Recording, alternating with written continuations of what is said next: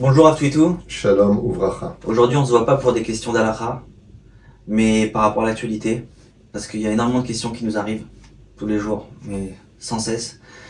Et parler de la Torah, parler de l'actualité aujourd'hui, c'est aussi parler de la Torah. On est d'accord? Parler de la survie du peuple d'Israël, c'est toute la Torah. C'est toute la Torah. Rav, vous êtes un homme du terrain, vous êtes aussi un homme politique. Vous avez servi dans l'armée. Quelle unité, Rav? Margemot Cherenim. Et vous avez des renseignements de très haut placés, notamment grâce à Yossi Tayeb, qui est député à la Knesset, mais aussi d'autres hauts gradés au sein de l'armée. Donc vos sources sont plus que fiables. Première question, c'est qu'est-ce qui s'est passé, Rav? Comment est-ce possible? C'est un choc pour tous. Pourtant, le Hamas, il était ultra préparé. Il était prêt à cette guerre. Et nous, on n'a rien vu. Si on devait faire un récapitulatif, ça se passe Shabbat, jour de Simchat Torah. Nous sommes très occupés dans les familles, personne ne s'y attendait. Et qui plus est, chaque fois que nous avons eu des infiltrations, il s'agissait de groupes terroristes qui étaient très facilement neutralisés par notre armée, très préventifs dans ce domaine, avec des systèmes de sécurité hors pair, qui d'ailleurs sont très souvent sollicités par d'autres pays. Et puis on a été totalement choqués, pour plusieurs raisons qui demanderaient aussi beaucoup d'explications au sein du gouvernement. On attend aussi des réponses pour lesquelles nous sommes sans réponse. On a beaucoup de questions avec lesquelles on ne comprend pas ce qui s'est passé dans l'absolu. Par contre, ce qui a été d'une certaine façon cette pénétration aux yeux de tous, je veux dire des bulldozers qui défoncent les barrières de sécurité, les drones qui n'agissent plus, les bases principales ont été infiltrées et tous les soldats ont été abattus comme des mouches. Il y a quelque chose qui dépasse l'entendement. Il y a quelque chose qui est assez surprenant. Aujourd'hui, on découvre, on en est pour l'instant malheureusement 1300 victimes mortes de façon un peu plus affreuse, immolées, décapitées, éventrées. On parle de choses qui sont vraiment extrêmement graves. Ça veut dire qu'ils ont pris leur temps de prendre des victimes. Il y a eu cette fête terrible, d'une certaine façon, de jeunes qui n'étaient pas venus se prosterner devant cette grande statue de Bouddha qui a été placée par les organisateurs, mais qui est tout simplement, c'est une fête qui est organisée 4 fois par an, dont viennent d'ailleurs beaucoup de touristes aussi d'autres pays, comme de l'Allemagne, des États-Unis et autres, de la France, qui ont été aussi pris par surprise et qui ont été abattus alors qu'ils couraient pour certains. Et malheureusement, aujourd'hui, je crois qu'on est à 240 Chouvouim. Ouais, otage. Voilà. On est à 240 otages, selon les derniers renseignements qu'on vient de recevoir, qui seraient dans les mains du Hamas. Et on sait que d'être dans les mains du Hamas, c'est vraiment être dans les mains des pires terroristes que cette génération connaît. D'accord. Là, on a beaucoup de questions, donc comment ils sont rentrés? Mais une fois qu'ils sont rentrés, pourquoi ils ont mis autant de temps pour intervenir, pour aller aider les victimes? Alors, d'abord et avant tout, il est sûr et certain qu'ils ne se sont pas préparés la veille.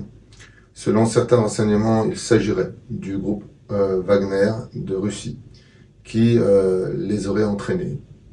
De ce que moi, en tout cas, j'ai reçu comme information.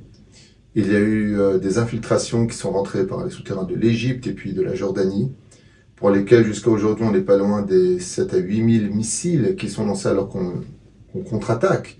Ça veut dire qu'il s'agit ici d'une attaque extrêmement préparée, et ce depuis très longtemps, avec des directives précises, puisque un des commandants de l'armée d'Israël ayant abattu un des terroristes du Hamas a trouvé sur lui les plans de plusieurs villes d'Israël avec tous les points stratégiques, y compris des Beth Knessiot, des synagogues, et le plus incroyable, des heures des offices étaient aussi marquées dedans.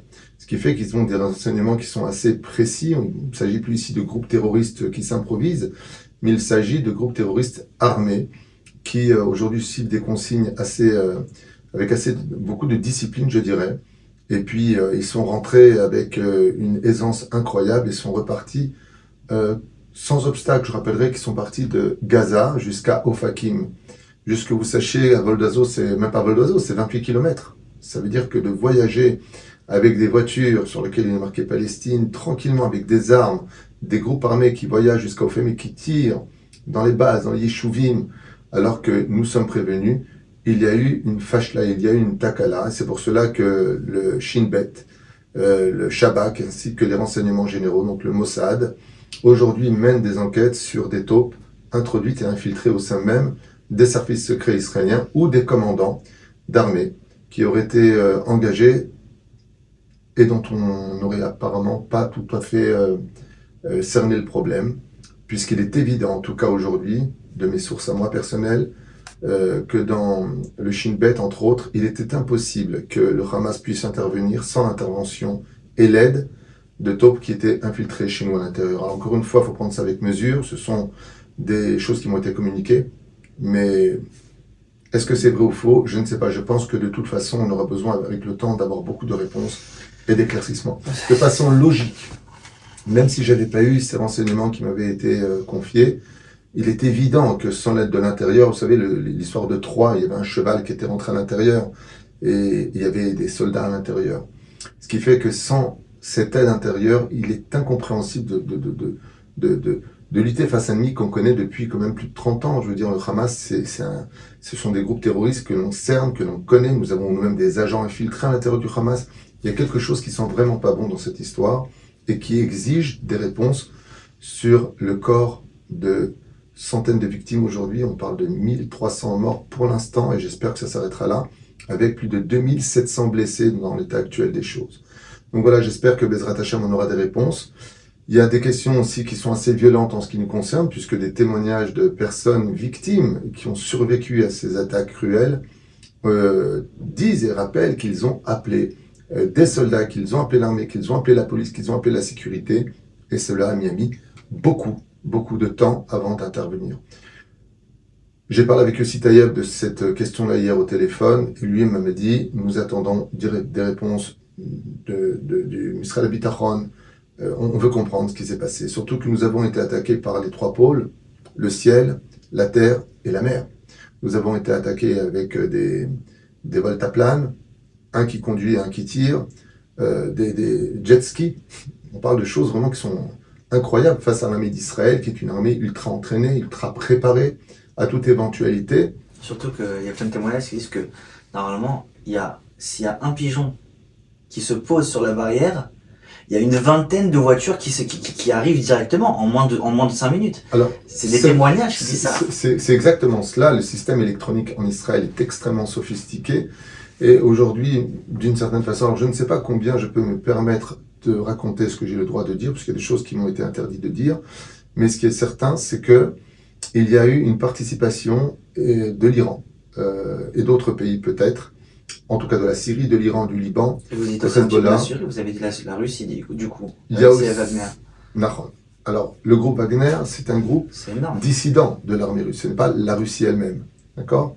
Les Tchétchènes, on parle de groupes qui, selon les renseignements généraux, sont éventuellement venus entraîner l'armée du Hamas.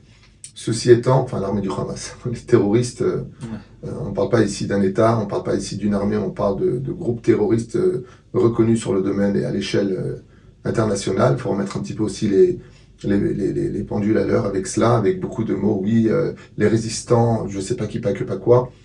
Israël a toujours essayé de négocier avec les Palestiniens. Nous avons fait énormément de concessions. Je rappellerai à tout le monde que le gouvernement qui nous a précédé, donc a précédé Bibi Netanyahu, a fait des virements de plusieurs milliards de shekalim qui, au lieu de servir à la construction d'un État intérieur d'une certaine façon, c'est-à-dire d'améliorer la vie des Gazaouis, et bien a servi, comme vous pouvez le constater, à autant d'armes qui nous surprennent jusqu'à maintenant, puisqu'ils continuent à tirer encore, ne serait-ce que dans le nord d'Israël, il y a à peu près 1h30 de cela. Donc on est face quand même à quelque chose d'inattendu, d'assez surprenant, pour lequel Israël aujourd'hui doit se réviser par rapport à tout cela. Alors, pour répondre à ce système électronique, il n'y a pas de doute que une attaque cyber. Voilà, exactement. Une attaque. Cyberattaque. Une cyberattaque, c'est le mot que je cherchais à dire, excuse-moi, des fois ça ne vient pas. Une cyberattaque a été introduite dans nos ordinateurs, puisque les écrans sont devenus tout noirs d'un coup. Mais alors dans ce cas-là, pourquoi est-ce qu'ils n'ont pas appuyé sur l'état d'alerte, sur le bouton rouge qui aurait dû prévenir immédiatement les systèmes de sécurité et les interventions militaires sur le terrain? On n'a pas de réponse à cela. On n'a pas de réponse à cela et on n'a pas de survivants à cela. Ça veut dire que les 28 soldats présents qui s'est trouvé, sans rappeler les lieux, ont été abattus, décapités, de façon absolument affreuse, écrasés. Voilà, on est face à des questions aujourd'hui où les enquêteurs sont sur tous les plateaux, mais dans ce domaine, on attendra des réponses du gouvernement, parce qu'il est certain qu'après cette guerre, le gouvernement actuel aura des comptes à rendre, et tout le monde veut des réponses, parce qu'on est en droit de savoir, on pleure nos victimes, nos enfants aujourd'hui sont sur le terrain. Ça veut dire qu'on est face à quelque chose où, même si tout est mina shamaïm, on sait que Dieu est avec nous, on sait que on se relèvera de cette terrible épreuve, mais on veut quand même comprendre ce qui s'est passé. Est-ce qu'il s'agit ici d'une erreur? Est-ce qu'il s'agit ici d'un laxisme? Est-ce qu'il s'agit ici d'un manque de professionnalisme tel que Béhémet, on a l'impression de ne pas avoir quelque part, comme le disent beaucoup de gens aujourd'hui, où est le gouvernement? C'est-à-dire qu'il y a une faiblesse, il y a une espèce de brèche qui s'est créée et qui malheureusement a pénétré une grande colère aujourd'hui au sein de la société israélienne, gauche comme droite, qui ne comprend pas. Ceci étant, depuis le début des opérations, on peut dire que le gouvernement agit et agit beaucoup, même s'il y a encore des questions qui certainement... Oui, il y a encore des questions. Je t'écoute. Juste par rapport pour rebondir sur ce que vous venez de dire, c'est que depuis la Seconde Guerre mondiale, depuis les nazis, il n'y a jamais eu autant de juifs qui sont tués en si peu de temps, en une journée. Ça n'existe pas. Depuis le système nazi. Donc la barbarie, elle était énorme. Il y a énormément de vidéos qui circulent, qui montrent des soldats qui n'ont pas de casque, qui n'ont pas de gants, qui n'ont pas de nourriture. Des appels de personnes qui disent qu'il faut donner des vêtements, etc. Des gilets pare-balles, des gilets pare-balles, des casquettes. Tous les civils ils immobilisent pour ça, mais qu'est-ce qui se passe? Il y a deux raisons à cela que j'aimerais vous rapporter au nom justement de la Knesset, avec qui justement j'ai posé la question, ne serait-ce qu'encore hier avec Yossi Tayeb, avec qui je me suis entretenu, qui est donc travers Knesset. Il y a deux raisons à cela. L'une qui me vient d'un haut gradé, qui m'a expliqué au téléphone, un responsable, pas un haut gradé, pardon, un responsable de l'armée, qui nous a dit qu'ils sont obligés de garder les réserves, parce qu'il y a absolument de tout en Israël et on ne manque de rien, que les choses soient claires. Seulement étant donné qu'on se prépare vers une guerre qui risquerait de déborder au-delà du système intérieur de notre pays. On ne sait pas ce qui va se passer maintenant, puisque vous savez que des bateaux de guerre arrivent sur le littoral et que des avions des plus perfectionnés de l'armée américaine sont présents. Maintenant, on parle d'avions anglais qui arrivent sur le terrain. Il s'agirait peut-être aujourd'hui d'une guerre qui irait au-delà de. Donc l'armée d'Israël a des réserves. Elle a tout ce qu'il faut pour cela, y compris de la nourriture, ad belidaï, ça veut dire sans fin. Mais elle se doit de garder ses réserves dans le cas où cela déborderait au-delà de. Donc c'est vrai que quelque part, l'armée d'Israël compte un peu sur les civils pour participer de telle façon à ce que tout le monde puisse avoir ce qu'il faut. C'est la première explication qui m'a été donnée, qui est assez logique quelque part, parce que si on vide maintenant les réserves pour apporter selon tout ce que tout le monde aura besoin, juste ce matin que vous sachiez que, comme l'a dit Yossi Tayeb au téléphone, 100 000 soldats sont mutés dans le nord d'Israël aujourd'hui, parce que nous sommes plus ou moins attaqués du côté du nord. Donc il y a des déplacements massifs très importants. D'apporter de la nourriture et tout ce qu'il faut pour 100 000 soldats, il faut réaliser un petit peu sur le terrain ce que ça ferait. Ce qui fait qu'on compte aussi sur l'aide des civils, c'est une façon aussi pour nous de nous donner du mérite, et on le fait de tout notre cœur, on est là, on est présent, ce sont nos enfants, on a peur pour eux, on prie pour eux, et on intervient pour eux sur tous les domaines. Alors, l'armée d'Israël, ne sachant pas aujourd'hui où est-ce qu'on va, puisqu'il y a aussi des accords que nous n'avons pas en communiqué entre le gouvernement israélien, les États-Unis et l'Europe, par rapport à la situation qui peut se dégrader assez rapidement, ou s'arrêter, espérons-le le plus vite possible, eh bien, nous sommes face à une situation où on se doit de garder des réserves. Donc, c'est vrai que quelque part, eh bien, vous les civils, agissez en conséquence. La deuxième explication qui, elle, par contre, est très importante, comme l'a expliqué Yossi Tayeb, c'est que ont été appelés 300 000 réservistes à part l'armée déjà présente, plus des dizaines de milliers de volontaires qui rentrent dans l'armée d'Israël. Alors, entre les enterrements qui sont malheureusement très nombreux. Il y a eu 150% de réservistes. C'est-à-dire qu'il y a 100% qui ont été appelés, les 100% sont venus, Alors, il y a 50% en plus qui sont en arrivés. plus, mais il faut gérer tout ça. Alors, il faut gérer tout ça avec cabinet bitronique, comme on dit en français, la sécurité nationale qui sont constamment réunis, les enterrements, les interventions qui sont constantes sur le terrain, et en même temps s'occuper de tous ces réservistes qui arrivent. Réponse, cela prend du temps. Non seulement cela prend du temps, mais de qui plus est, il faut savoir que nous avons commandé, c'est-à-dire que le gouvernement a commandé de certains pays européens dont je n'ai pas le droit de donner des noms. Par exemple, hier, sont arrivés à l'aéroport de Ben Gurion 30 000 gilets pare-balles. 30 000 sont arrivés et ils sont repartis 2 heures plus tard. Pourquoi? Eh bien, tout simplement parce qu'ils ne correspondaient pas aux formes de sécurité du terrain dans lequel nous nous battons ici. Là-bas en Europe, c'était valable pour eux. En Israël, ils auraient été trop lourds et trop longs. Ce qui fait qu'ils auraient gêné dans la démarche militaire correspondant à notre état, correspondant à notre situation. Et donc, les experts du gouvernement israélien dans le domaine du combat, je parle des généraux, quand ils ont vu les gilets pare-balles qui sont arrivés, qui ont été commandés par le gouvernement israélien, les ont renvoyés parce qu'ils mettraient en risque nos soldats. Et ça a été pareil pour les casques. Je voudrais vous montrer des photos. Je les montrerai à l'écran. Voilà, vous les montrerez à l'écran. Yossi Taïeb, donc à 4 heures du matin, faisant appel, voilà, je vous les montrer déjà ici, plus ou moins à la base, se retrouve avec donc un engagement des Haridim. Voilà, vous avez ici les photos. Je ne sais pas si vous pourrez les voir. Les Haridim se sont engagés volontairement. Ils sont ici dans les bases pour recevoir les casques. Voilà, vous avez ici les casques, donc vous me les montrerez après. D'accord? Les casques sont arrivés, ils viennent en dehors d'Israël, et tout ça prend du temps. Ce qui fait que les civils, eux, entre le moment où on a demandé, nous, des dons, par exemple, parce qu'on a découvert aussi qu'il y avait certaines, il ne faut pas faire d'amalgame, associations qui se servaient un petit peu de ça, et que ça n'arrivait pas forcément à bonne adresse, c'est très peu, peut-être une ou deux. Le reste, dans tout le pays, tout le monde s'est mobilisé, mais comme l'a dit Yossi Taïeb, c'est beaucoup plus facile à l'échelle non administrative, volontariat, de se réunir tous pour dire, eh ben voilà, nous on va amener ceci et cela, on va acheter des chaussettes, des caleçons comme nous les avons distribués, de la nourriture, des boissons, des canettes, tout ça, mais c'est facile à faire pour nous. Pourquoi? Parce qu'on s'appelle les uns les autres et on agit en conséquence.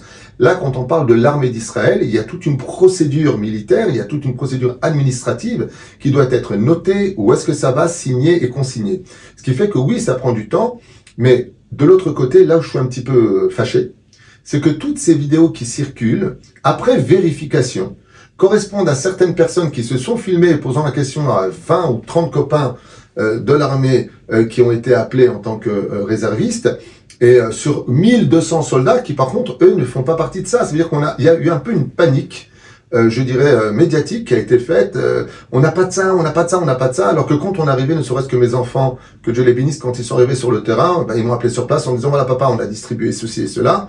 Bon, mais ils avaient tous mangé quand même, ils avaient tous ceci et cela. Et ceux qui n'ont pas de casque et de gilet pare-balles n'ont pas été envoyés sur le terrain. Remettons un peu les choses dans leur contexte. Quand j'entends des gens qui crient au scandale, je comprends pas, on envoie nos enfants à la mort parce qu'on leur donne pas de gilet pare-balles. Ils sont pas à la mort. Ils sont dans les casernes en train de s'entraîner et ne sont pas sur le terrain car l'armée d'Israël n'enverra jamais ses soldats à la mort.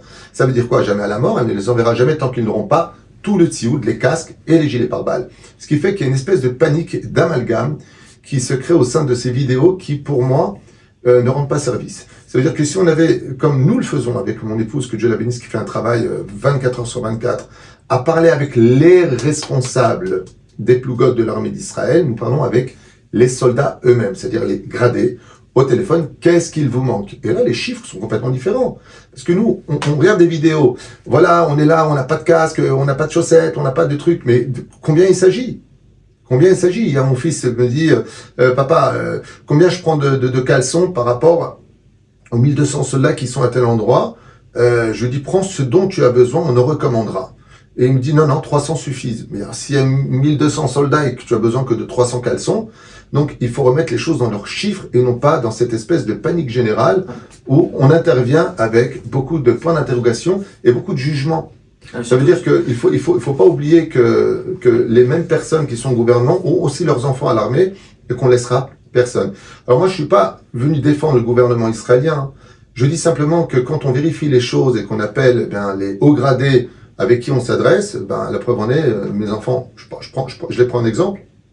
On dit, bon, ils ont besoin de trucs pour leur remonter le moral, des canettes, des bambas, des trucs qui se mangent, les nachenesh, que ça, parce qu'ils vivent des situations qui sont quand même très difficiles. Ils sont en attente d'entraînement. Ils ont été placés dans des écoles aussi ou dans des matnassim sur lesquels il n'y a pas de matelas. Pourquoi? Parce que de placer en l'espace de 48 heures ou 72 heures 300 000 personnes qui arrivent, plus encore 50% qui viennent soutenir notre armée, demande une organisation à laquelle Israël ne s'attendait pas non plus. Donc tout va être fait avec le temps, mais que tout le monde sache que personne ne sera envoyé sur le terrain sans gilet pare-balles et sans casque, pour arrêter un petit peu les délires. C'est ça, c'est qu'il y en a qui vont... Tout à l'heure, j'ai vu un message, des cagoules et des gants pour les gens qui rentrent à l'armée, il faut acheter, etc. Mais attends, mais tu sais quel matériel il faut pour pouvoir rentrer à Gaza? Je crois que n'importe quelle cagoule correspond. Alors justement, c'est très important de se dire ce que tu viens de dire, puisque des t-shirts blancs nous ont été gracieusement offerts pour l'armée d'Israël. Ils ne peuvent pas les mettre parce que le blanc, eh bien, c'est un appel. Donc, ça va dire où est la personne. Il faut que ce soit des couleurs qui soient précises, des tailles précises. Ouais, ce qui fait que dans toute cette grande effervescence, il y a beaucoup de choses qui ont été achetées avec des dons qui viennent un peu de partout et qui ont très très très mal été gérés parce que par exemple les chaussettes ne peuvent être que noires par exemple ou kaki. C'est très important de le savoir. Nous, on a commandé encore hier 3000 paires de chaussettes noires dans une usine pour pouvoir les livrer et les soldats peuvent les mettre. Tandis que toutes les chaussettes blanches ou d'autres couleurs qui ont été livrées dans les camps militaires sont mis de côté et serviront à donner un cadeau. Voilà. Donc c'est très important. Je veux juste finir avec ça. Avec toutes ces vidéos, c'est très très important parce que moi j'en reçois toute la journée. Rav Tutou, je comprends pas comment se fait-il que nos soldats n'ont pas de casque, ils n'ont pas de ceci. Il y a des casques. Tu montreras les photos.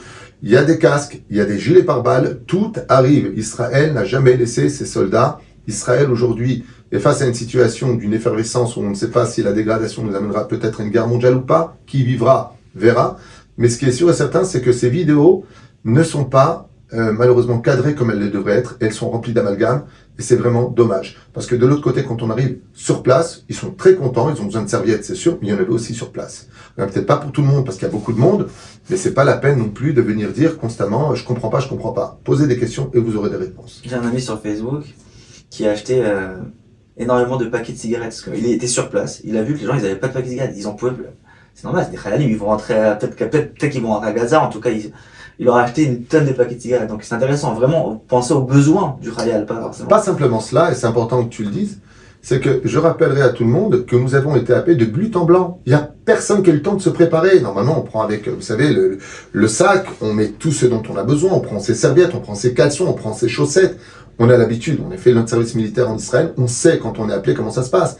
Là, je rappelle que nous avons été appelés en urgence, c'était un état d'urgence. Pendant Shabbat. Pendant Shabbat, et on est parti même en costume de Shabbat pour certains, beaucoup même. Ce qui fait que c'est pas qu'il manque, c'est qu'on n'a même pas eu le temps de se préparer. Donc nous allons apporter à nos soldats ce manque de temps pour leur préparation et non pas l'inefficacité de l'État d'Israël ou de l'armée d'Israël ou des dirigeants. Il faudrait peut-être mettre un peu les choses une fois de plus dans leur contexte avec une espèce d'euphorie comme ça qui est très dommage et qui est complètement incompréhensible sur le domaine psychologique où les papas, les mamans qui sont vraiment en colère disent je comprends pas, alors on envoie nos enfants et on les laisse comme ça. Non, on ne les laisse pas comme ça. Je vous affirme, je suis en contact avec la Knesset et avec des personnes qui sont sur place, personne n'est laissé, personne ne crève de faim. Il faut remettre un peu les choses dans leur contexte. Ça prend du temps, c'est vrai qu'il y en a qui dorment encore par terre parce que le temps de faire venir des matelas, ce n'est pas évident, surtout qu'entre le moment où l'ordre est d'emmener, par exemple, d'amener des matelas dans tel et tel camp militaire, eh bien, le chef d'état-major ordonne à cette même plouga de 300 soldats de partir dans une autre direction. Donc les matelas, pendant qu'ils roulent pour aller à droite, ils sont déjà partis à gauche. On est en état de guerre. Il faut comprendre qu'on ne peut pas, dans une situation de tension où aujourd'hui le Liban se réveille, le Hezbollah a failli agir, il se remet un peu en recul, la Syrie maintenant se mêle, il faut remettre un petit peu les choses dans une situation sur le terrain et non pas en tant que spectateur ou inquiet pour nos enfants, on fait beaucoup d'amalgame. Donc compris, qu'on fasse ce qu'il faut. Et sachez une chose, moi je remercie le ciel. Je remercie le ciel, Mamash, de nous avoir donné le mérite à tous de nous unir et de participer à notre niveau, à nous, à notre armée d'Israël.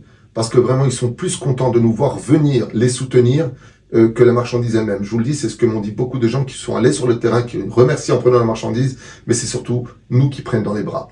Et quand ils nous prennent dans les bras, cette chaleur humaine vient apporter, je pense, le plus grand réconfort, c'est l'unité, l'union dans le peuple d'Israël. Il était temps que Bémet on s'unisse après toutes ces années passées où il y a eu 5 élections, on se déchirait les uns les autres, il y a une grande haine qui jusqu'à Kippour a bien montré qu'il s'agissait ici d'une guerre anti-Torah, anti, à un tel point que j'en étais arrivé à une conclusion qu'Israël est un pays antisémite.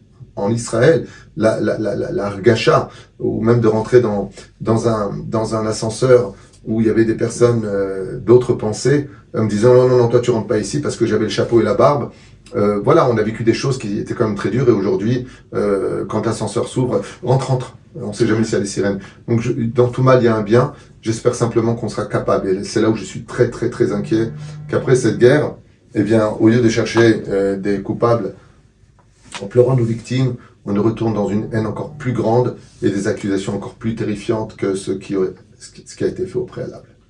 Alors, les contre-attaques actuelles d'Israël sont-elles, malgré tout, proportionnées par rapport à notre terrible massacre? Oui, je vais expliquer pourquoi. D'un côté, si je prends l'effectif mathématique, ok, nous avons été attaqués par surprise, démantelés, brûlés, massacrés. On a été vraiment massacrés. Et le mot est léger.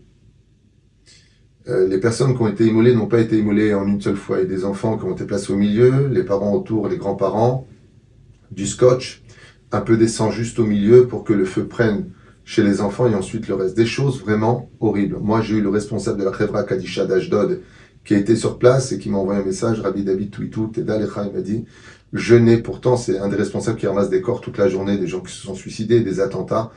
Le massacre qui a eu lieu sur la bande de Gaza, au Tefaza qu'on appelle, il m'a dit de toute ma vie, j'ai jamais vu ça. C'est du sadisme. C'est pire que du sadisme. Je pense que des démons n'auraient pas fait une chose pareille. C'est vraiment extrêmement grave ce qui s'est réalisé là-bas. Pendant que nous dansions plus ou moins avec les Sefer Torah au rythme de l'autre côté de l'angoisse des sirènes et des missiles qui n'ont cessé de s'abattre de façon aveugle sur les civils d'Israël, parce qu'on a été attaqué de tous bords et de toutes parts, faut aussi le rappeler. Donc c'était pas évident d'emmener les contingents sur place, puisqu'en même temps qu'ils ont attaqué, les sirènes ont retenti en Israël. C'est aussi un point que les gens oublient. C'est vrai que l'armée n'est pas intervenue, mais comment on peut intervenir en envoyant des milliers de soldats sur place alors qu'on recevait en l'espace de 2 jours plus de 5000 missiles selon les chiffres des informations. Donc toutes les villes ont été attaquées, on était face à quelque chose de terrible. Maintenant, pour répondre à la question, est-ce que c'est pas disproportionné? Je voudrais répondre par deux points importants. La première, c'est que si Israël ne démonte pas le Hamas jusqu'à sa racine, on aura fait un trou dans l'eau. Vous voyez, quand il y avait Yasser Arafat, et il est mort, Abou Mazen est venu, je veux dire, il se remplace. C'est comme les dents de requin. Il y en a qui tombent, mais il y en a d'autres qui arrivent.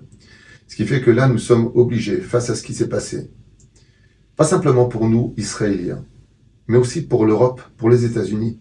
Ces groupes terroristes sont placés partout, dirigés par les frères musulmans. Ils agissent. Jusqu'à maintenant, on est tout le temps surpris. Ils n'ont pas de limite, ni moralité. Ce sont les djihad islamistes, c'est-à-dire qu'ils se battent au nom d'une idéologie religieuse pour laquelle mourir pour tuer, pour eux, c'est ça, le Kiddush Hashem. C'est ça le summum à atteindre dans le service divin selon leur idéologie, avec une clé qui vient de Taïwan et qui serait la clé du Gan Eden pour rejoindre 70 vierges. Je ne sais pas ce qu'ils vont faire après au Jardin d'Éden avec 70 vierges. On peut s'imaginer, mais en tout cas, c'est comme ça qu'on leur inculque depuis petit la haine du juif et la haine de l'Occident, qui pour eux sont aussi des porcs et des chiens. Ce sont des choses qui figurent aussi dans la charte. Les juifs sont des chiens et des porcs. Donc il y a singes. Des singes aussi. Enfin, il y a toutes sortes d'animaux. On les compare à beaucoup d'animaux. Comme Hitler lui-même l'avait dit. Donc voilà, faut arriver aujourd'hui jusqu'à la racine, et on fait pas d'omelette sans casser des œufs, Lionel. Il est évident que on le sait tous, l'Europe le sait, les États-Unis le savent, la Russie le sait, les Chinois le savent. Ils utilisent les écoles pour base militaire. De telle façon de regarder, ils ont bombardé des écoles. Les hôpitaux sont utilisés, les boucliers humains sont utilisés sans retenue. Ça veut dire que on a des témoignages d'enfants palestiniens qui disent qu'ils ont été attachés pendant plus de 36 heures à des poteaux pour que ensuite on puisse relever les corps en disant la guerre médiatique marche énormément pour eux. Regardez, les Israéliens sont des assassins, ils ont tué des enfants, les journalistes font le buzz avec ce genre d'informations, a toujours montré le côté détruit du côté dit palestinien et sans montrer réellement la terrible souffrance que nous endurons depuis 1948, retour de, on va dire, massive, avant la première Alia, jusqu'en 1917 où Herzl rendra l'âme, eh bien, on a une guerre médiatique qui est terrible. Donc aujourd'hui, Israël, après un choc émotionnel national et international, je pense que les nations du monde aussi sont assez choquées et assez surpris d'ailleurs de ce qu'a été capable, de cette brèche terrible qui a été commise au sein de notre société, ici en Israël. Et donc aujourd'hui, on est obligé d'aller jusqu'à la racine. Vous savez, quand on arrache une dent, alors on l'a arrachée, mais est-ce que la racine, elle est aussi enlevée? Parce qu'on peut avoir mal si on n'a pas enlevé la racine. Là, on se doit d'arriver à la racine. Et le problème, c'est que sur les 10 km de Gaza, eh bien, il faut savoir qu'ils sont partout. La racine, elle est partout. Elle est ancrée à Jenin, Tulkarem, Hebron. Elle est ancrée en Europe, elle est ancrée partout. Donc on ne va pas faire la guerre partout. Mais là où ils sont, le QG où ils se trouvent, surtout qu'on sait que les dirigeants, c'est encore une grande question qui se pose, sauf que les dirigeants du Hamas, les hauts fonctionnaires du Hamas ont quitté Gaza.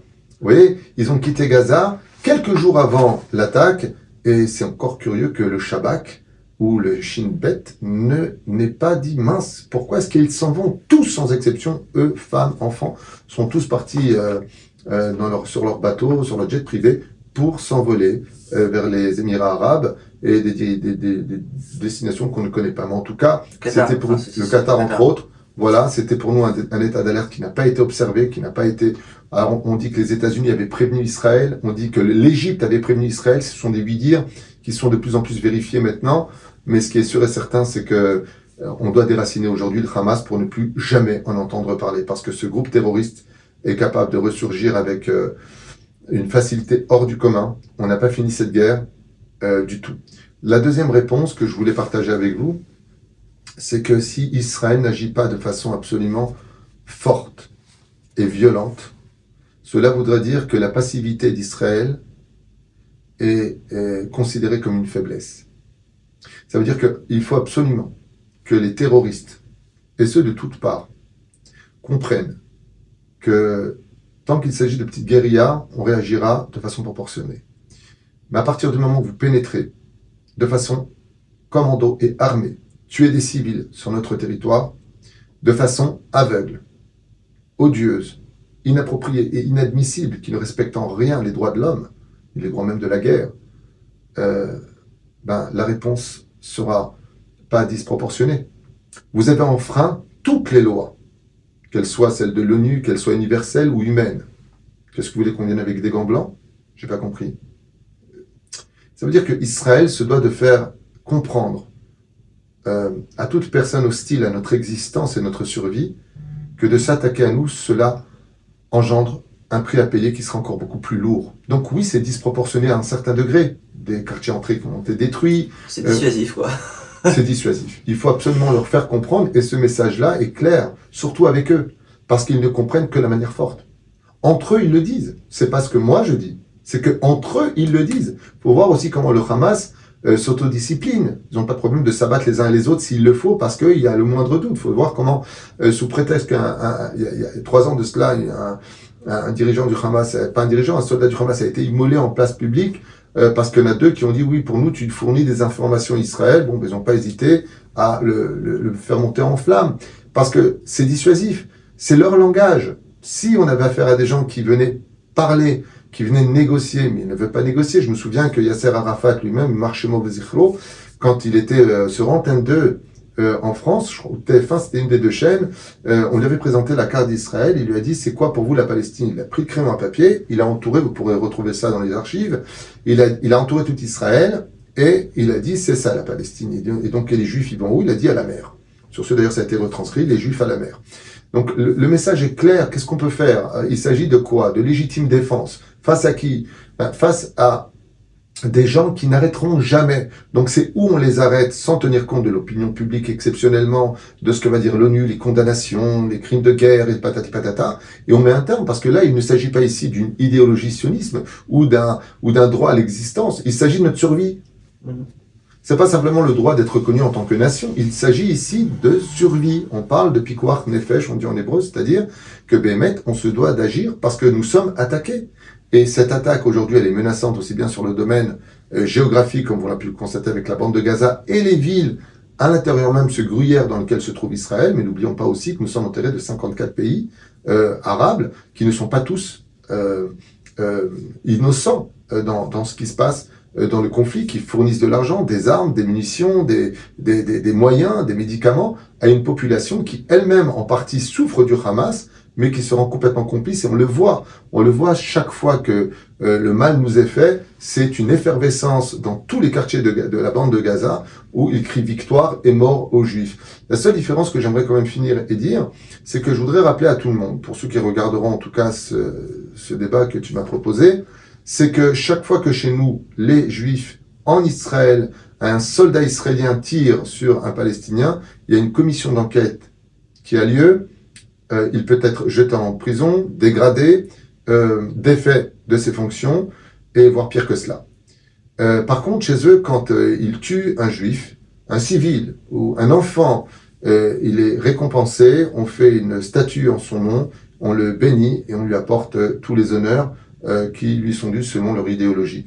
Et on distribue des bonbons dans toute la bande de Gaza. Voilà, on fait ça. Je veux simplement rappeler que toutes les médias qui nous crachent dessus, qui ont très vite retourné leur veste au début, c'était oh là là, c'est terrible pour les Israéliens qui déjà maintenant sont en train de mesurer si ce qu'on fait c'est bien ou pas bien. On verra, et je ne vous le souhaite pas, mais on verra si les choses arrivaient chez vous, comment vous réagirez, parce que pour l'instant, ce qu'on a vu des nations du monde, sans les critiquer, mais chaque fois qu'il y a eu des guerres ou des guérillas, partout où les lieux où ça a eu lieu, je ne vais pas maintenant faire un cours d'histoire, mais voilà, ça a été quand même assez terrible, si on parle de l'Afghanistan, de tout ce qui a été mené. Je pense que les nations du monde n'ont pas de leçons à donner à Israël, surtout qu'ils ne sont pas à notre place. Si je peux me permettre juste qu'ils arrivent déjà à gérer leur quartier, avant de nous dire comment gérer notre existence dans un pays entouré de millions d'individus, avec 3 millions à l'intérieur. Je rappelle qu'à la Knesset, nous avons 15 députés qui ne reconnaissent pas l'État d'Israël, qui sont payés tous les mois, qui ont un droit de vote. Nous sommes un pays démocratique où aucun pays arabe n'a chez lui de député israélien. Il serait même assassiné sur place. Donc il faudrait peut-être un petit peu remettre les choses à leur place. Et cette haine aveugle, malheureusement, qu'engendrent les journalistes européens, surtout en France, sur beaucoup de chaînes, ne font qu'animer et donner du courage encore plus aux frères musulmans de se réveiller en Europe. En fin de compte, ils se tirent une balle dans le pied parce qu'ils n'ont pas compris qu'Israël est l'ami de l'humanité et que Israël, aujourd'hui, son combat, c'est le combat de toute l'humanité. On est en train de se battre contre le terrorisme. Mais une fois de plus... On voit énormément d'influenceurs, on voit énormément de journalistes, d'hommes politiques qui soutiennent Israël actuellement. Il y a un retour au problème de la victimisation. On a été massacrés, qu'est-ce qu'on va dire de nous aussi? Qu'on n'avait pas à être là-bas, que ceci et cela. Où est-ce qu'on peut aller? Dans la bêtise humaine. Mais, encore une fois, c'est déjà en train de se retourner. Les journalistes sont un peu plus pacifistes parce qu'ils font attention, parce qu'ils sont conscients que la guerre que nous menons, c'est une guerre qui n'est pas face à une résistance de pauvres Palestiniens, mais d'un groupe terroriste. Et je rappellerai quand même à tous que Israël fournit de l'électricité, de l'eau, des médicaments, à tous ces villages palestiniens et toutes ces villes palestiniennes, y compris la bande de Gaza, puisque comme tu le sais très bien, 63 milliards de shekels ont été promis par le gouvernement précédent à la bande de Gaza pour créer justement des structures et des villes. Je rappellerai que les chiffres minimums de récolte, de dons, des virements qui ont été faits par l'Europe, par les pays arabes, par les États-Unis, par la Russie, par la Chine et bien d'autres pays pour les Palestiniens une petite bande de Gaza, Bessaracol, a dépassé les 100 milliards de dollars, et bien plus que ça encore, ça c'est le chiffre minimum que j'ai pu constater sur Internet, 100 milliards. Vous savez combien ils auraient pu créer de belles choses avec 100 milliards? Créer du travail, s'occuper, mais non, c'est resté des bidonvilles jusqu'à maintenant, pour lesquels cet argent a servi uniquement pour les dirigeants, comme Yasser Arafat, quand il est mort, on a découvert qu'il avait des centaines de millions dans les banques israéliennes à Tel Aviv. Ils les avaient placés là-bas pour certains, et en Tunisie, et en Égypte, et cet argent ne sert que leurs propres intérêts, et laisser leur populace crever. Donc je pense qu'avant de venir regarder en tant que journaliste, qu'est-ce qu'Israël fait pour se défendre face aux pauvres Palestiniens, il ferait mieux de regarder où vont tous les fonds qui sont livrés, qui sont donnés pour ces Palestiniens qui sont humains, avec lesquels on pourrait tout à fait vivre côte à côte, si tout simplement cette hostilité, cette haine enseignée dans les universités, les écoles, depuis qu'ils sont petits, ne cesse de grandir contre nous. Vous voyez, dans les universités israéliennes, les Arabes ont interdit la Tikva le jour de Yom Ha'atzmaut. Et elle n'a pas été faite. J'ai un neveu qui est là-bas, ils l'auront interdit. On est un pays démocrate, on écoute tout le monde, on a une gauche qui se bat pour les droits des Palestiniens. Par contre, on n'a aucun Palestinien qui se bat pour les droits d'Israël. Vous voyez ce que je veux dire? Je pense qu'il serait peut-être temps d'ouvrir un peu les yeux avant que le massacre sorte des frontières d'Israël pour atteindre d'autres horizons. C'est dommage que l'humanité ne sait se réveiller que quand elle-même est attaquée. Bah, une question importante par rapport aux vidéos qui circulent, des terribles vidéos d'assassinats, comme vous avez dit tout à l'heure, c'est assez horrible. Et nos rabbinim, apparemment, enfin les grands rabbinim disent que c'est pas bien de les regarder, il faut pas les regarder, parce que ce serait assourd de les regarder. Mais d'un autre côté, c'est notre seul moyen, en fin de compte, de nous sensibiliser. C'est-à-dire que c'est le seul moyen de sensibiliser, de montrer à quel point c'était horrible. Et c'est aussi pour ces raisons-là qu'il y a des dizaines de journalistes qui, en présentant le journal, ont pleuré en Australie, en présentant parce qu'ils ont vu des images. Et il y a des milliers de personnes qui pleurent avec eux. Donc oui, c'est important de les montrer, de les diffuser. Pourquoi on les interdit dans ce cas-là? D'abord et avant tout, si nos rabbinim, je suppose que tu parles de nos grands rabbinim qui sont le Rav Shlomo Amar peut-être, le Rav Yitzhak Yosef. Rav Zamir Cohen, apparemment, il Rav Zamir Cohen aussi, un grand ami Tracham, un numéro de Mechabed Oto Ishit. Qui je suis moi pour contredire d'abord ce qu'eux disent. Mais je voudrais quand même répondre, puisque tu me poses la question, moi je suppose que tu veux mon opinion. Ouais, parce que c'est important. Moi, je trouve que c'est une mitzvah, alors. Ok. Ils ont raison quand ils disent que ce sont des vidéos qui enlèvent la foi, la confiance et imposent la panique. Je ne mentirais pas si je vous disais que des centaines, pas des dizaines, des centaines, pas des milliers, il ne faut pas exagérer, on ne va pas l'affaire à la tunisienne, mais des centaines de téléphones m'ont été adressés. Rav Tutou, je suis en panique, je ne suis pas bien du tout, je suis divorcé avec mes enfants, je suis seul à la maison, c'est horrible les images que nous voyons. Les enfants eux-mêmes sont terrifiés, il y en a qui repissent, qui font pipi au lit maintenant, voilà. Je pense que dans la grande majorité, il n'est pas bon psychologiquement, face déjà à beaucoup de torpeurs, des sirènes, des bombes qui s'abattent sur notre pays, de qui plus est, nos yeux voient, après avoir entendu ces massacres, les massacres eux-mêmes. Parce que qu'est-ce qui nous restera? On archive des choses qui sont négatives, qui imposent de la tristesse, du désarroi, du déshonneur et de la honte. D'autre côté, on est complètement en colère, donc ça réveille toutes les émotions négatives. Et c'est dans ce sens que nos rabbinim nous disent que de les entendre, c'est déjà beaucoup, de les voir, pourquoi? Alors c'est vrai qu'une grande partie de l'humanité aujourd'hui raffole de ce genre d'images, de voir des soldats décapités, de voir des chars rouler sur le corps de nos soldats, ils en raffolent, le sensationnel. Avant, quand une personne se suicidait, on évitait de voir la chute parce que le corps s'éclate. Aujourd'hui, sur les réseaux sociaux, ce qui va être le plus vu à des millions de vues, c'est quand le corps s'est éclaté, que l'os il sort et les gens raffolent de ça. Il y a une femme qui s'est fait violer, je me rappeler les détails. Il y avait une tonne de monde autour. Au lieu de séparer cet homme qui violait en place publique une femme, ils ont tous filmé pour montrer et faire le plus de buzz. On est aussi dans une génération où la communication est beaucoup plus forte sur les réseaux sociaux que à la télévision, aux informations. Les télévisions, à mon avis, vont bientôt disparaître des maisons, parce que déjà les téléphones fixes ne sont plus dans les maisons. On va vers un ère qui est très spécial, l'ère de la communication, où les images ne choquent plus, n'étonnent plus, et on va banaliser beaucoup de choses. Ceci étant, nous, le peuple d'Israël, qui sommes le peuple du livre, de la moralité, de la Torah, sommes un peuple qui vivons des guerres qui ne cessent, des situations.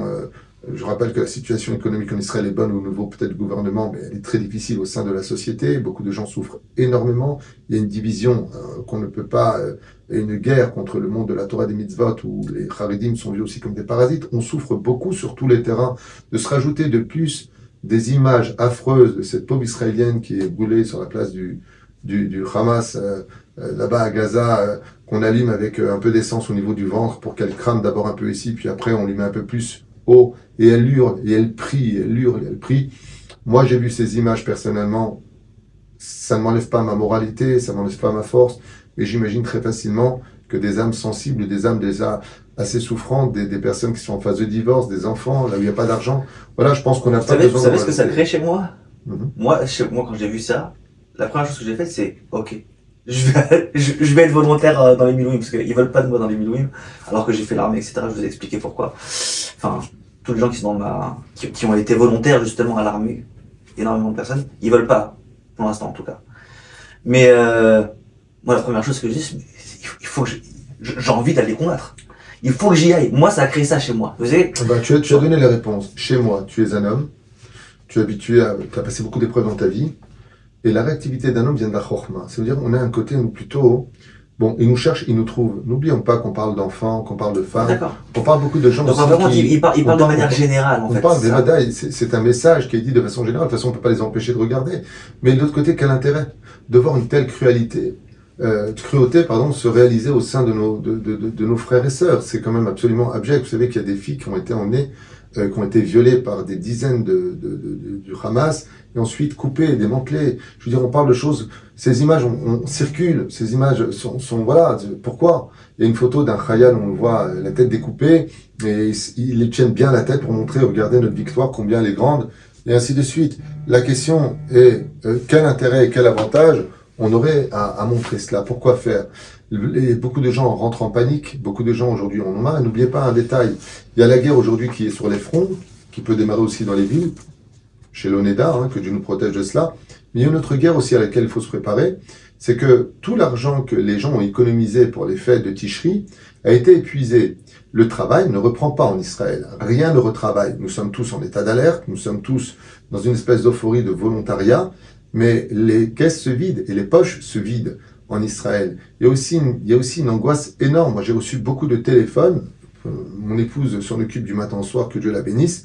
Non-stop, ça vient taper à la porte des familles entières pour une autre guerre, celle de manger à la maison. Moi, je vous ai dit, même à titre personnel, quand il y a une des personnes du couple qui travaille dans l'événement, par exemple, et que tu vois que les événements, ils s'annulent les uns avec les autres, les mariages, maquilleuse professionnelle, qu'est-ce que je fais? Comment tu vas vivre? Et moi, c'est une angoisse, c'est clair, c'est une angoisse. Alors aujourd'hui, le pays est mobilisé face à une situation sur laquelle on a besoin de tout le monde, mais de l'autre côté, il y a aussi la shlachot, c'est-à-dire les conséquences de cela, qui sont très très très très difficiles. Alors les mamans y pensent parce qu'elles ont la tête sur les épaules malgré la difficulté que l'on vit ici.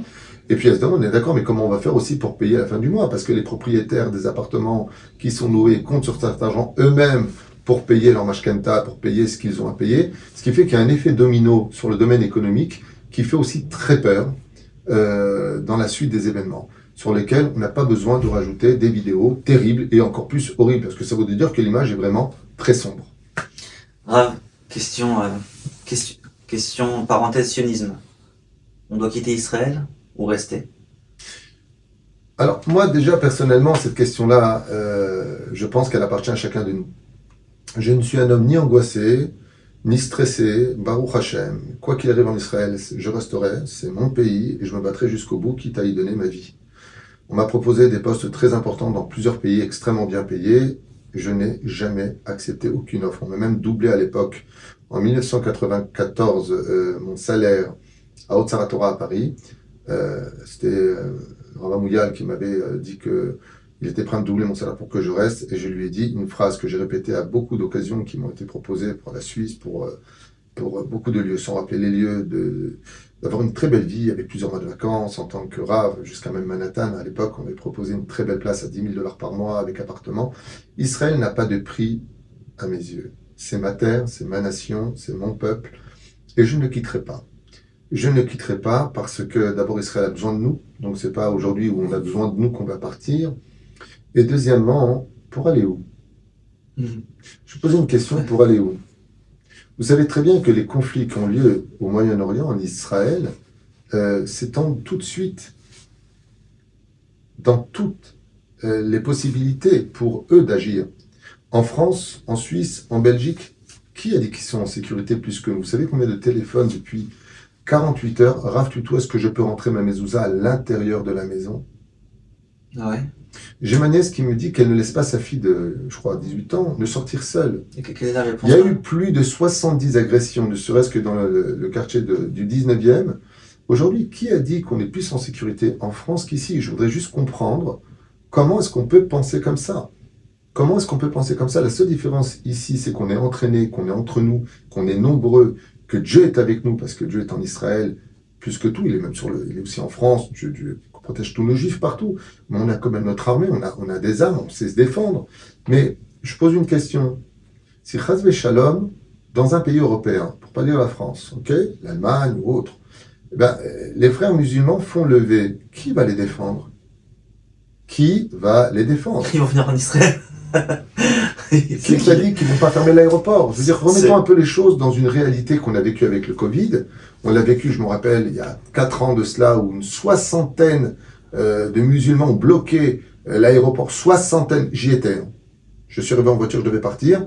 Il y avait une soixantaine de musulmans qui ont manifesté pour la Palestine, et ils ont bloqué. Ils ont bloqué parce qu'on ne pouvait pas, donc on a été retardé, on est retourné à la maison jusqu'à ce que ça se calme.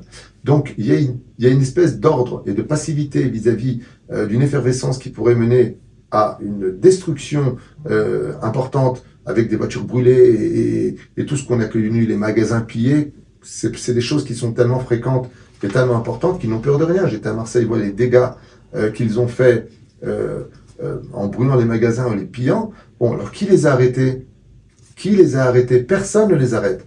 Alors, moi, je préfère être dans un pays qui est certes bombardé avec des bunkers pour me protéger, mes prières et mon peuple autour de moi, que me retrouver au sein de communautés dans d'autres pays pensant que je suis en sécurité. Au contraire, je pense que le pays le plus sûr, c'est Israël, et que c'est vrai que ça fait peur, mais mieux vaut avoir peur et vivre que de se dire en sécurité et de se retrouver face à un événement, par contre, à laquelle, je le dis à voix haute, ce n'est pas moi qui l'ai dit, je vous dis franchement, je ne sais pas si je dois le dire comme ça, mais la police française a déjà prévenu qu'ils ne pourront pas les sauver si demain il y a quoi que ce soit.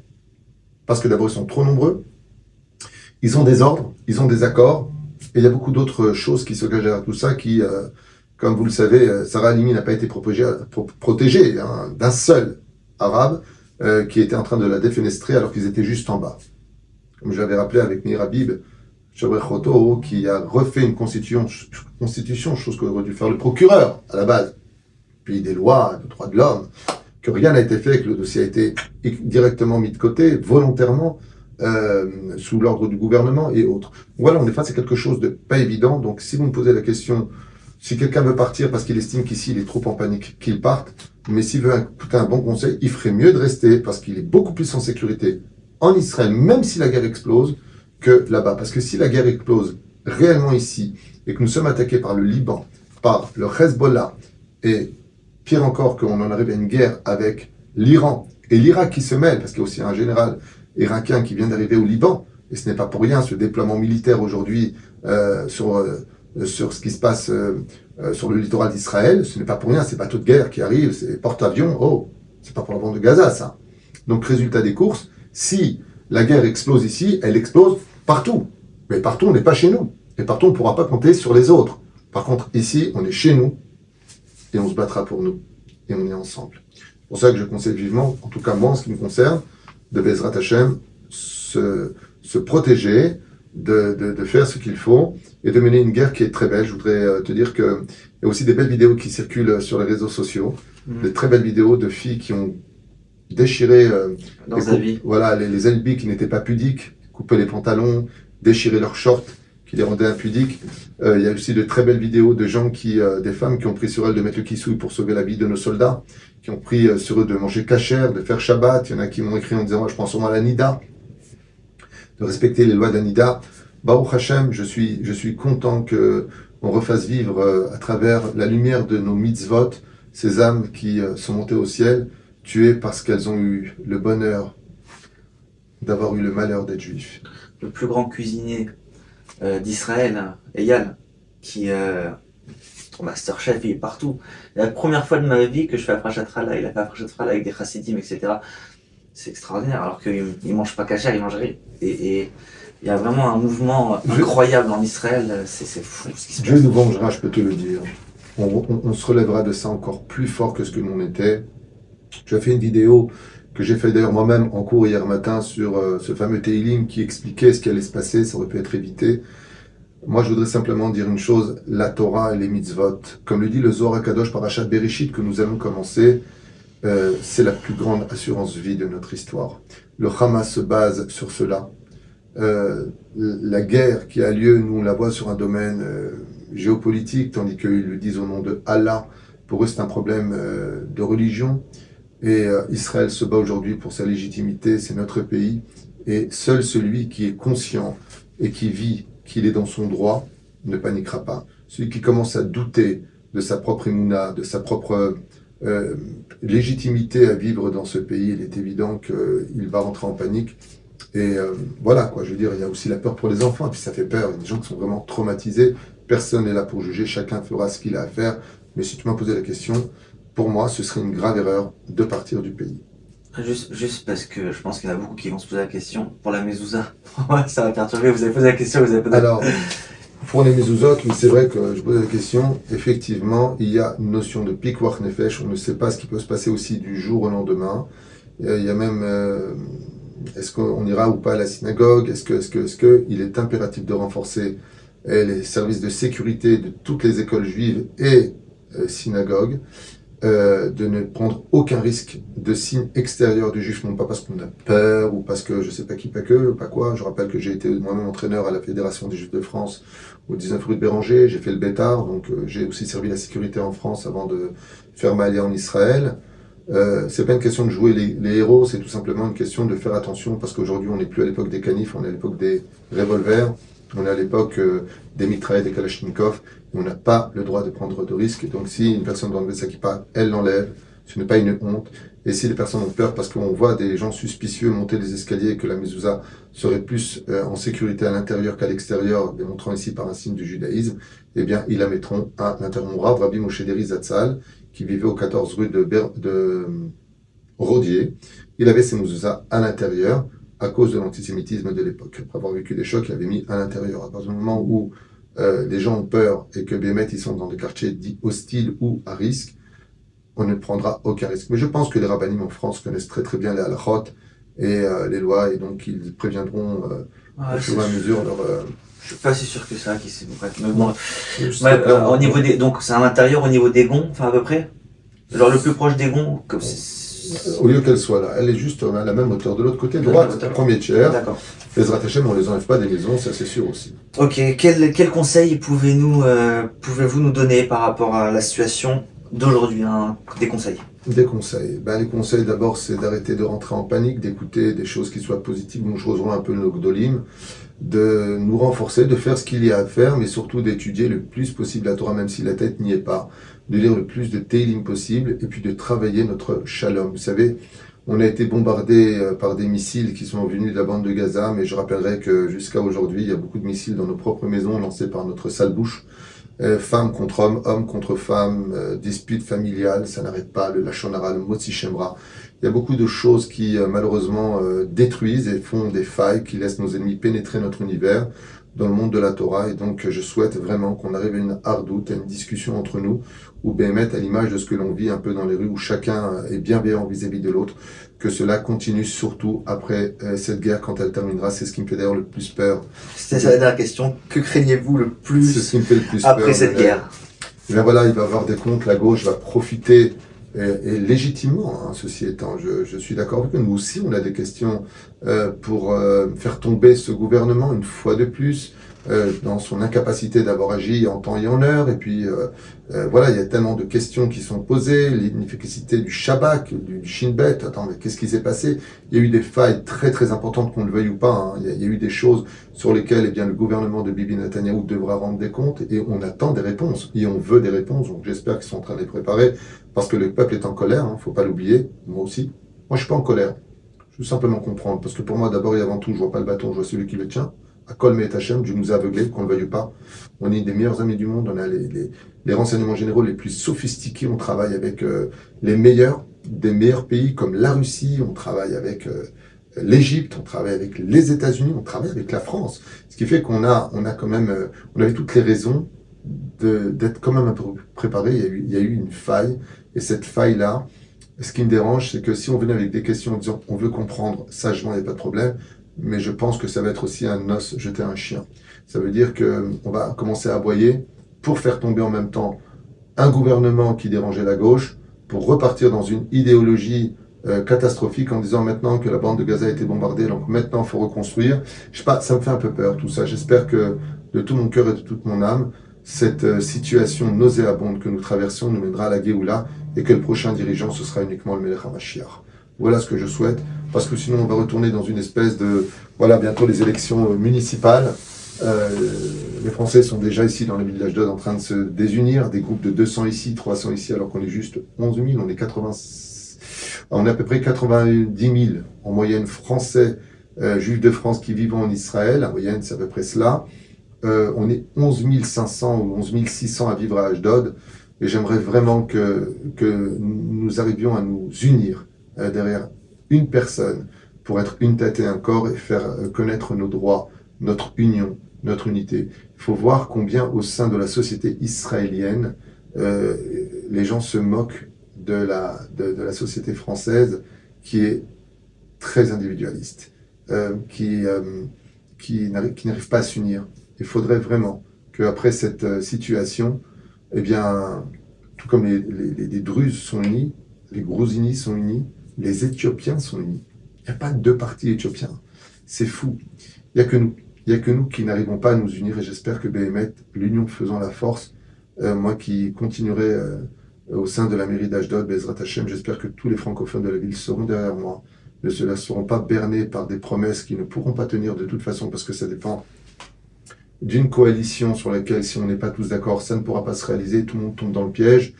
Et voilà, je pense que Bezrat Hashem, l'union doit être aussi bien au niveau national qu'au niveau des villes, et surtout au niveau des quartiers, au niveau de nos familles, jusqu'à arriver à nous-mêmes, d'être en paix avec nous-mêmes. Voilà ce que je voulais dire. J'espère que Bezrat Hashem, on arrivera à, même si on n'est pas d'accord, à discuter sans pour autant se critiquer ou se haïr. Merci beaucoup, Rav. Que Mashiach arrive bientôt, Bezrat Hashem. Amen ve Amen.